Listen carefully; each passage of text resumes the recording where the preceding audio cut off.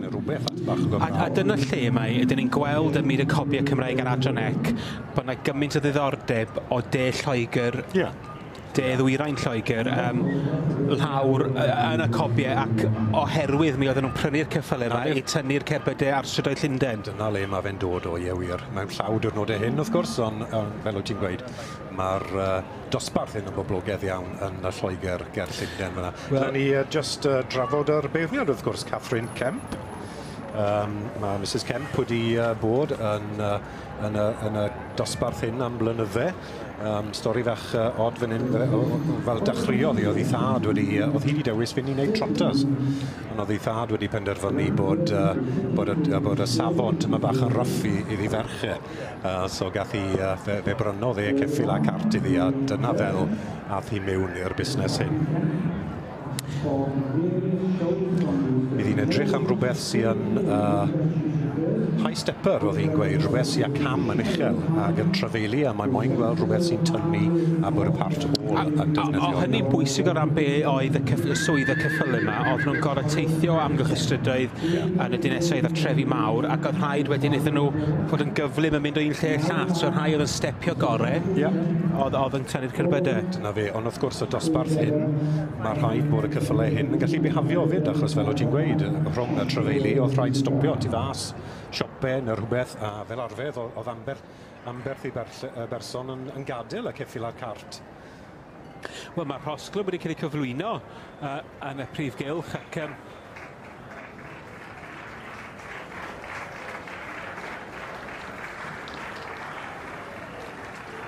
Odi, mae wedi bod digon siarp yn dewis. Cart 4 wheel, y Burgess Brothers, gewn ni weld beth yw enw'r ceffil mewn munud. Wel, mae'r ceffil wedi treu allan. Mae'r gwobrau wedi cael ei cyflwyno yn yr ymddangosiad y Masnach Ysgafn yma yn y prif gylch a'r lliwiau hynod y glas a'r melyn. Mae'r ceffil yma yn edrych yn smart iawn.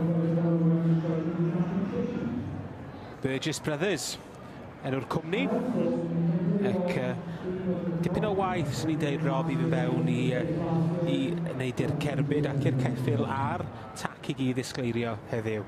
Mae pris ar y cerbyd yn gallu bod yn mas o'r byd hyn, y diwrnodau hyn. Dyna beth bydd wedi achosi fwy o arian i adael y poced yw'r cerbyd, mae'n rhaid gweud.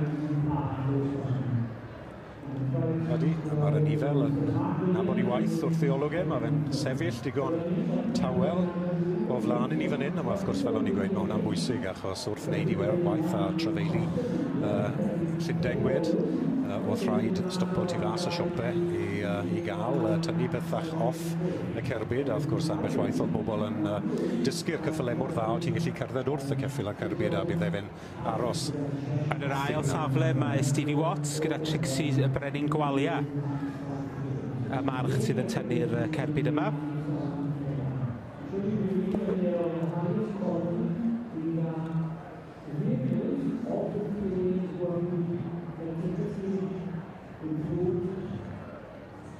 Ac mae o'n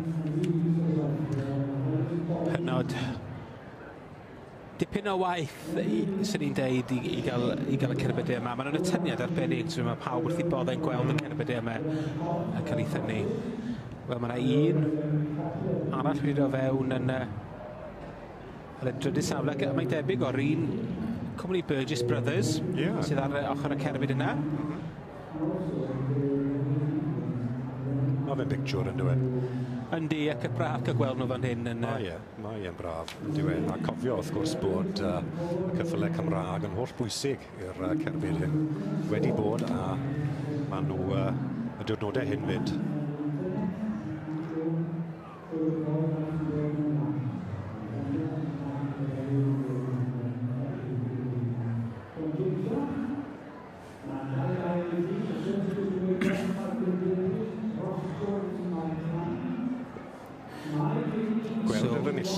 David, mae fel head collar gwyn o dan i thrwynau eto yn dangos le mae'r ceffil un a'r gwaith wedi dod, ond gall hwnna stopo i gael uno a tynnu'r thrwyn off a just clwmi fe ar ei head collar yn sefydlu. Ie, i hyddo fe gael ty bach o rest. Wel, mae'n Mae'n olygfa arbennig fan hyn i weld yr ymddangosiad Masnach Ysgafn. Ac dwi'n siŵr bod y gynulleidfa'n gwerthfawrogi hefyd y gwaith sydd wedi cael ei roi fewn i paratoi'r anifeiliaid yma ar gyfer y prif gylch.